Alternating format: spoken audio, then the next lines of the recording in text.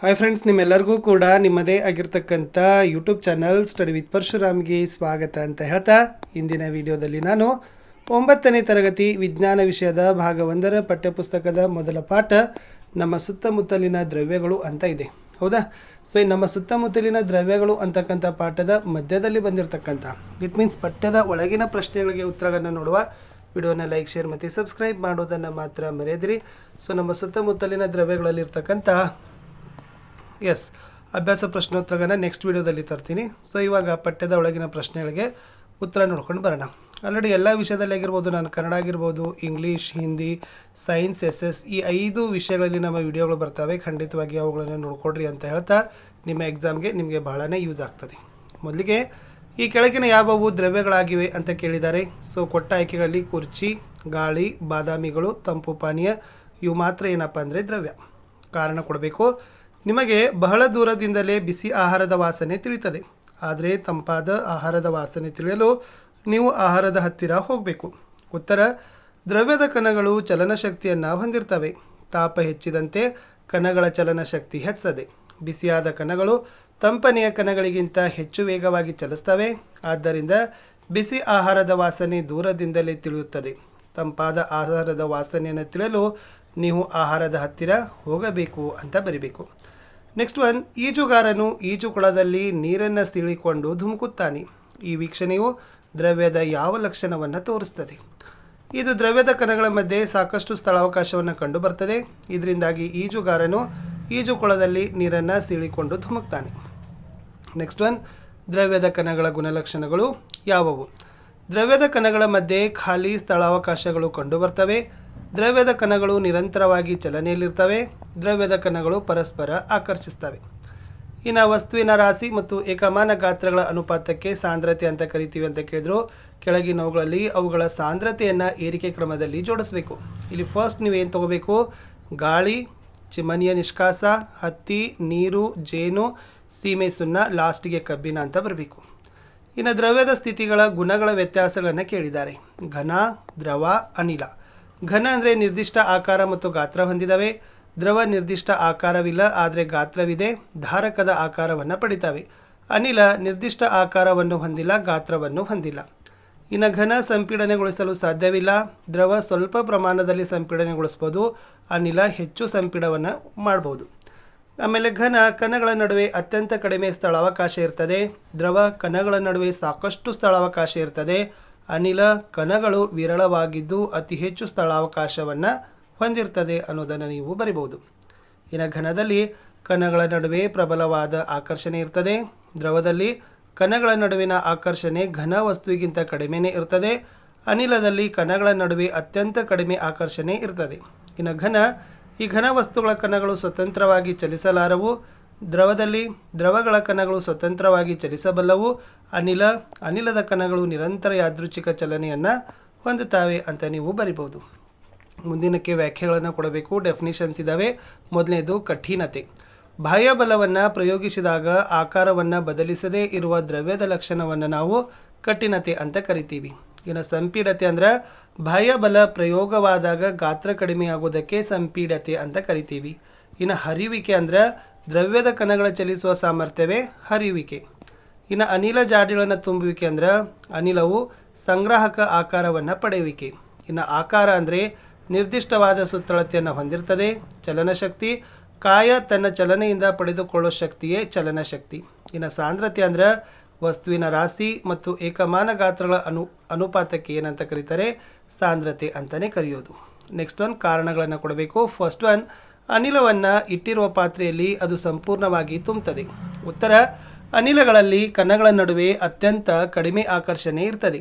ಇದರಿಂದಾಗಿ ಅನಿಲಗಳ ಕಣಗಳು ನಿರಂತರ ಯಾದೃಚ್ಛಿಕ ಚಲನೆಯನ್ನು ಹೊಂದುತ್ತವೆ. ಆದ್ದರಿಂದ ಅನಿಲವನ್ನು ಇಟ್ಟಿರುವ ಪಾತ್ರೆಯಲ್ಲಿ ಅದು ಸಂಪೂರ್ಣವಾಗಿ ತುಂಬುತ್ತದೆ. ಇನ್ನು ಸಂಗ್ರಾಹಕದ ಗೋಡೆಗಳ ಮೇಲೆ ಅನಿಲಗಳು ಒತ್ತಡವನ್ನು ಏರ್ಪಡಿಸ್ತವೆ. ಕಣಗಳು ಯಾದೃಚ್ಛಿಕವಾಗಿ ಹೆಚ್ಚಿನ ವೇಗದಲ್ಲಿ ಚಲಿಸುತ್ತಿರುತ್ತವೆ.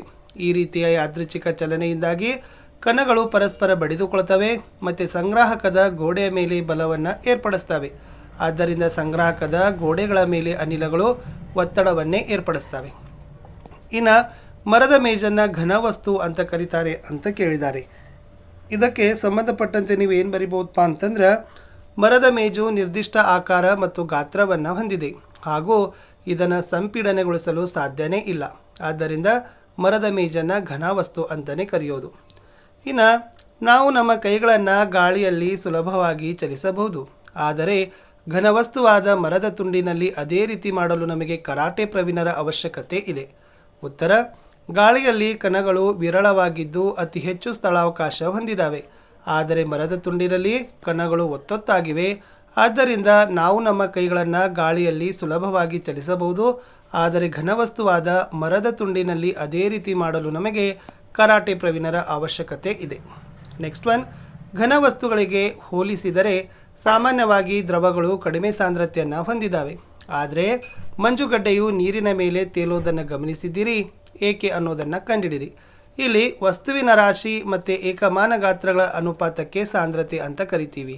ಈ ಗಾತ್ರ ಹೆಚ್ಚಾದಂತೆ ಸಾಂದ್ರತೆ ಕಡಿಮೆ ಆಗ್ತದೆ. ಮಂಜುಗಡ್ಡೆ ಘನವಾಗಿದ್ದರೂ ಕೂಡ ಕಣಗಳ ನಡುವಿನ ಅವಕಾಶ ಹೆಚ್ಚಿರ್ತದೆ. ಇದರಿಂದಾಗಿ ಮಂಜುಗಡ್ಡೆಯ ಗಾತ್ರ ನೀರಿಗಿಂತ ಹೆಚ್ಚು ಹಾಗೂ ಸಾಂದ್ರತೆಯು ಕಡಿಮೆ. ಆದ್ದರಿಂದ ಮಂಜುಗಡ್ಡೆ ನೀರಿನ ಮೇಲೆ ತೇಲ್ತದೆ ಅಂತ ಬರೆದ್ರೆ ಸಾಕು. ಇನ್ನು ಕೊಟ್ಟಿರೋ ತಾಪಗಳನ್ನು ನೀವೇನು ಮಾಡಬೇಕಪ್ಪ ಅಂದರೆ ಸೆಲ್ಸಿಯಸ್ಗೆ ಪದ್ಧತಿಗೆ ಪರಿವರ್ತಿಸಬೇಕು.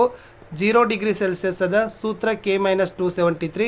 ಆವಾಗ ಏನು ಬರೀತೀರಿ, ಇದು ಸೂತ್ರ ಡಿಗ್ರಿ ಸೆಲ್ಸಿಯಸ್ = K-273. 300 ಕೆಯನ್ನು ಡಿಗ್ರಿ ಸೆಲ್ಸಿಯಸ್ಗೆ ಮಾಡಬೇಕು. ಆವಾಗ ಕೆ ಜಾಗದಲ್ಲಿ 300 ಬರೀರಿ. 300 - 273 ಡಿಗ್ರಿ ಸೆಲ್ಸಿಯಸ್, ಉತ್ತರ 27 ಡಿಗ್ರಿ ಸೆಲ್ಸಿಯಸ್. ಇನ್ನು 573 ಕೆ ಅದೇ ಸೂತ್ರ K-273.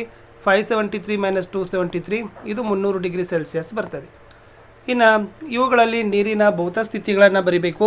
250 ಡಿಗ್ರಿ ಸೆಲ್ಸಿಯಸ್ ಕೇಳಿದರೆ ನೀರು ಅನಿಲ ಸ್ಥಿತಿಯಲ್ಲಿ ಬರ್ತದೆ. 100 ಡಿಗ್ರಿ ಸೆಲ್ಸಿಯಸ್ ನೀರು ದ್ರವ ಅಥವಾ ಅನಿಲ ಸ್ಥಿತಿಯಲ್ಲಿ ಇರ್ತದೆ ಅಂತ ಬರೆದ್ರೆ ಸಾಕು. ಇನ್ನು 11ನೇ ಪ್ರಶ್ನೆ, ಯಾವುದೇ ವಸ್ತುವಿನ ಸ್ಥಿತಿ ಬದಲಾಗುವಾಗ ತಾಪವು ಸ್ಥಿರವಾಗಿರ್ತದೆ ಏಕೆ ಅಂತ ಕೇಳಿದ್ದಾರೆ. ಇಲ್ಲಿ ವಸ್ತುವಿನ ಸ್ಥಿತಿ ಬದಲಾಗುವಾಗ ನೀಡಲಾದ ತಾಪ ವಸ್ತುವಿನ ಸ್ಥಿತಿ ಬದಲಾವಣೆಗೆ ಹಾಗೂ ವಸ್ತುವಿನ ಕಣಗಳ ನಡುವಿನ ಆಕರ್ಷಣಾ ಬಲವನ್ನು ಕಡಿಮೆ ಮಾಡಲು ಬಳಕೆಯಾಗ್ತದೆ. ಆದ್ದರಿಂದ ತಾಪದಲ್ಲಿ ಯಾವುದೇ ಬದಲಾವಣೆ ಉಂಟಾಗದೆ ಸ್ಥಿರ ಇರ್ತದೆ. ಇನ್ನು ವಾತಾವರಣದ ಅನಿಲಗಳನ್ನು ದ್ರವಿಸುವ ವಿಧಾನಗಳಿದ್ದರೆ ಸಲಹೆ ನೀಡಿ ಅಂತ ಕೇಳಿದ್ದಾರೆ. ಇಲ್ಲಿ ನಾವೇನು ಮಾಡ್ತೀವಿ, ಒತ್ತಡವನ್ನು ಹೆಚ್ಚಿಸಿ ತಾಪ ಕಡಿಮೆ ಮಾಡೋ ಮೂಲಕ ವಾತಾವರಣದ ಅನಿಲವನ್ನು ದ್ರವ ರೂಪಕ್ಕೆ ಪರಿವರ್ತಿಸ್ತೀವಿ. 13, ತಂಪುಕಾರಿಯು ಬಿಸಿಯಾದ ಶುಷ್ಕ ದಿನದಲ್ಲಿ ಹೆಚ್ಚು ತಂಪಾಗಿರ್ತದೆ ಏಕೆ. ಇಲ್ಲಿ ತಂಪುಕಾರಿ ನೀರನ್ನು ಹೊಂದಿದ್ದು ಆವಿಕರಣದ ಮೂಲಕ ನೀರು ಆವಿಯಾಗ್ತದೆ. ನೀರು ಆವಿಯಾಗುವ ವಾತಾವರಣದಲ್ಲಿನ ಉಷ್ಣವನ್ನು ಹೀರಿಕೊಳ್ಳುತ್ತದೆ. ಹೀಗೆ ತಂಪುಕಾರಿಯಾದ ಉಷ್ಣ ಹೀರಲ್ಪಡುವುದರಿಂದ ತಂಪಾದ ಅನುಭವ ಉಂಟಾಗ್ತದೆ. ಇನ್ನು ಬೇಸಿಗೆ ದಿನಗಳಲ್ಲಿ ಮಡಕೆಯಲ್ಲಿನ ನೀರು ತಂಪಾಗ್ತದೆ ಹೇಗೆ. ಇಲ್ಲಿ ಮಡಕೆ ಸೂಕ್ಷ್ಮ ರಂಧ್ರಗಳನ್ನು ಹೊಂದಿದ್ದು ಈ ರಂಧ್ರಗಳ ಮೂಲಕ ಮಡಕೆಯಲ್ಲಿರುವ ನೀರು ಆವಿಯಾಗ್ತದೆ. ಆವಿಕರಣದಿಂದಾಗಿ ಬೇಸಿಗೆ ದಿನಗಳಲ್ಲಿ ಮಡಕೆಯ ಒಳಗಿರುವ ನೀರು ತಂಪಾಗ್ತದೆ. ಇನ್ನು ನಮ್ಮ ಹಸ್ತದ ಮೇಲೆ ಸ್ವಲ್ಪ ಅಸಿಟೋನ್ ಅಥವಾ ಪೆಟ್ರೋಲ್ ಅಥವಾ ಸುಗಂಧ ದ್ರವ್ಯ ಬಿದ್ದಾಗ ತಂಪಿನ ಅನುಭವ ಆಗ್ತದೆ ಏಕೆ. ನಮ್ಮ ಹಸ್ತದ ಮೇಲೆ ಸ್ವಲ್ಪ ಅಸಿಟೋನ್ ಅಥವಾ ಪೆಟ್ರೋಲ್ ಅಥವಾ ಸುಗಂಧ ದ್ರವ್ಯ ಬಿದ್ದಾಗ ಅದು ಆವಿಯಾಗ್ತದೆ.